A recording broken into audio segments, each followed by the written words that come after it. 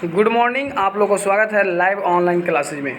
आज की सेशन में आपको ऑल कॉम्पिटिटिव एग्ज़ाम बायोलॉजी की जो कि जितने क्वेश्चन 1 से लेकर 25 क्वेश्चन तक कराए थे, आपको नेक्स्ट क्वेश्चन 26वां से चलेंगे। और इस सेशन को ज़्यादा से ज़्यादा शेयर करें।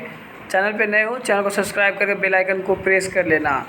चलिए क्वेश्चन नंबर 26 की ओर बात करते हैं। क्वेश्चन नंबर 26 में क्या करा, ध्यानपूर्वक सुनना है। यदि आपको आंसर मालूम है तो कमेंट में लिख सकते हैं, अर्थात नहीं मालूम है तो आप कमेंट में नहीं लिखने के कारण आपको एक लाइक करना होगा और चैनल को सब्सक्राइब करना होगा। तो चलिए पहला क्वेश्चन बोल रहा है कि पोर्टुगीज मैन ऑफ बार के नाम से जाना जाता है, यानी किन के नाम से जाना जाता है? तो फाइलेसिया के नाम से जाना था। ऑप्शन नंबर ए इसका करेक्ट आंसर है। जो पोर्टुगीज है, पोर्टुगीज मैन ऑफ बार के नाम से जाना जाता है फाइलेसिया। ऑप्शन नंबर ए इसका करेक्ट आंसर है। आगे बात करते हैं क्वेश्चन नंबर 2, यानी क्वेश्चन नंबर आपको 70 है, ठीक है, 72। तो क्वेश्चन नंबर 72 में बोल रहा है कि अमृतत्व का गुण पाया जाता है किसमें? अमृत का गुण पाया जाता है हाइड्रा में। अमृत का गुण पाया जाता है हाइड्रा में। ऑप्शन नंबर बी इसका करेक्ट आंसर है। अमृतत्व का गुण पाया जाता है हाइड्रा में। ऑप्शन नंबर बी इसका करेक्ट आंसर है।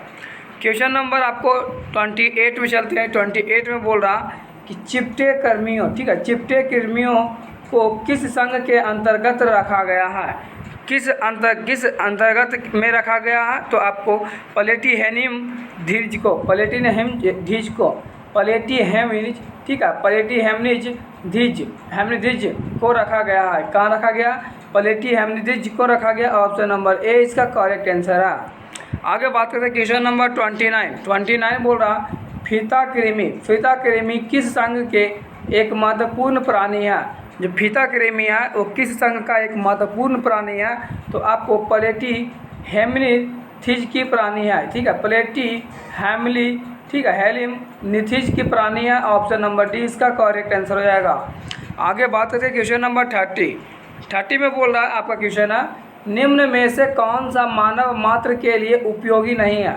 बोल रहा है निम्न में से कौन ऐसा चीज़ है जो मानव मात्र के लिए एक भी उपयोगी नहीं है, वो आपको बताना होगा। तो आपको मधुमक्खी मानव का प्रयोग किया जाता है, केचुआ को भी खाया जाता है, ठीक है। आपका रेशम कीट भी आप जानते करते होंगे कि रेशम कीट भी मानव का उपयोग के लिए है। तो आपको जो फीता कृमि है, ठीक है, फीता कृमि आपको मानव के मात्र के उपयोगी नहीं है। आपका ऑप्शन नंबर सी इसका करेक्ट आंसर हो जाएगा। फीता कृमि ऑप्शन नंबर सी इसका करेक्ट आंसर है।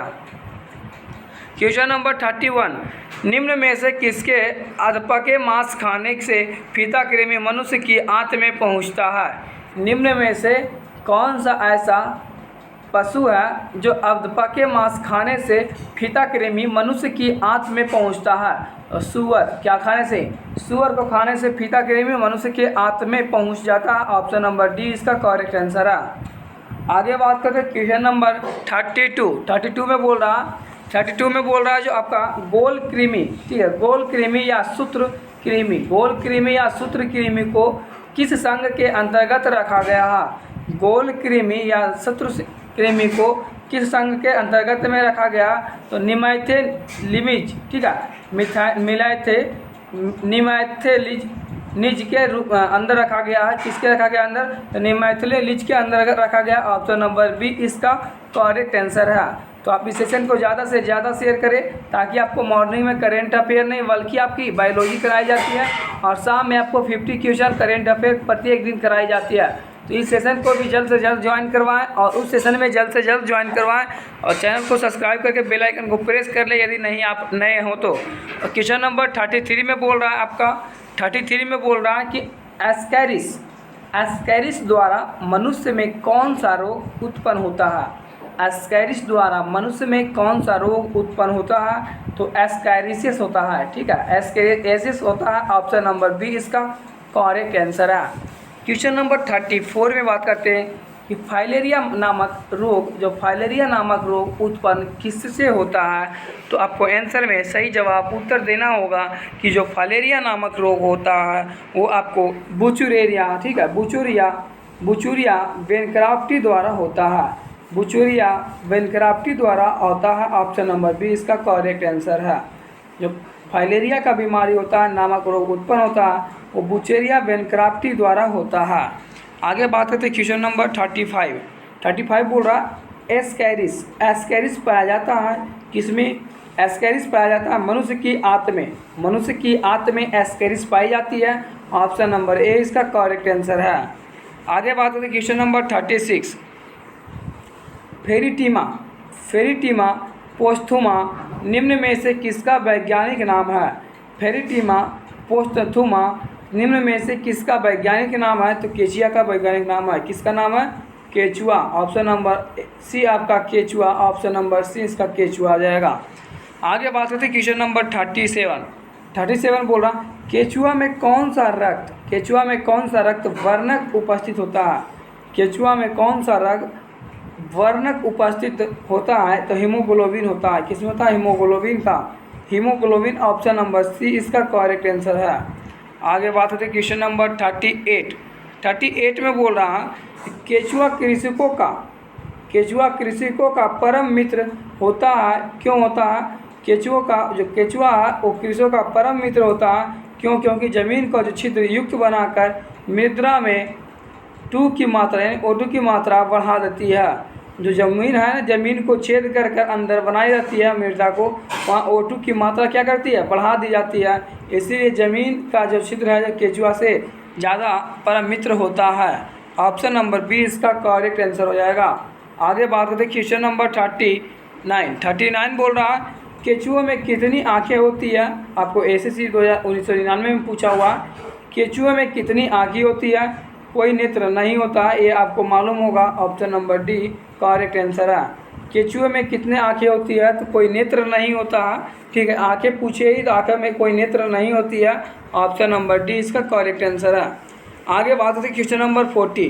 क्वेश्चन नंबर 40 बोल रहा केचुआ किसानों को किस प्रकार लाभ पहुंचाता है? ये आपको बताना होगा।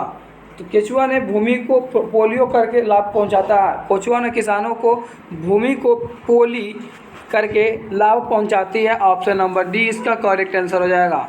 आगे बात करते हैं क्वेश्चन नंबर 41 बोल रहा कीटों में कितनी जोड़ी टांगें होती है? जो कीटों होती है वो कीटों में कितनी जोड़ी टांगें होती है? तो ऑप्शन नंबर ए, बी, सी या डी आपका राइट आंसर हो जाएगा। कमेंट में लिख सकते हैं option number A, option number B, option number C, option number D. इसका राइट आंसर हो जाएगा ऑप्शन नंबर सी 3। ठीक है, कीटों में कितनी जोड़ी टांगें होती है? तो 3 जोड़ी टांगें होती है। आगे बात करते हैं क्वेश्चन नंबर 42 बोल रहा है कि कॉकरोच जल में जीवित नहीं रह सकता। कॉकरोच जल में जीवित नहीं रह सकता क्योंकि उसका श्वसन अंग क्या है? तो वातक है। इसका श्वसन अंग वातक है। ऑप्शन नंबर बी इसका करेक्ट आंसर हो जाएगा, वातक। ऑप्शन नंबर बी इसका करेक्ट आंसर हो जाएगा। आगे बात करें क्वेश्चन नंबर 43। निम्नलिखित में कौन सा कीट उपयोगी नहीं है? निम्नलिखित में कौन सा कीट उपयोगी नहीं है? एसएससी 2011 में पूछी हुई है। घरेलू मक्खी, घरेलू मक्खी है जो आपको निम्न में कौन सा कीट उपयोगी में नहीं है? तो घरेलू मक्खी जो है उपयोग में नहीं है। ऑप्शन नंबर सी इसका करेक्ट आंसर हो जाएगा। आगे बात करते हैं क्वेश्चन नंबर 44 बोल रहा है मच्छर में लाल खून का उभर आना, मच्छर में लाल खून का उभर आना किस पर घोषणा के कारण होता है? तो स्तनधारी के कारण होता है। किसके कारण होता है? स्तनधारी के कारण होती है। ऑप्शन नंबर सी इसका करेक्ट आंसर है। आगे बात करते हैं क्वेश्चन नंबर 45 बोल रहा है कि लाह उत्पन्न होती है किसमें होती है? तो कीटों के शरीर से श्रवण से होती है। लाह उत्पन्न होती है कीटों के शरीर से श्रवण से उत्पन्न होती है। ऑप्शन नंबर सी इसका करेक्ट आंसर है। आगे बात करते हैं क्वेश्चन नंबर 46 आपका रेशम का उत्पादन किससे होता है? रेशम का उत्पादन किससे होता है? ऑप्शन नंबर बी इसका राइट आंसर है। रेशम की कीट प्यूमा से होती है। किससे होती है? प्यूमा से होती है। ऑप्शन नंबर बी इसका करेक्ट आंसर है। आगे बात करते हैं क्वेश्चन नंबर 47 बोल रहा है घरेलू मक्खी का लार्वा क्या कहलाता है?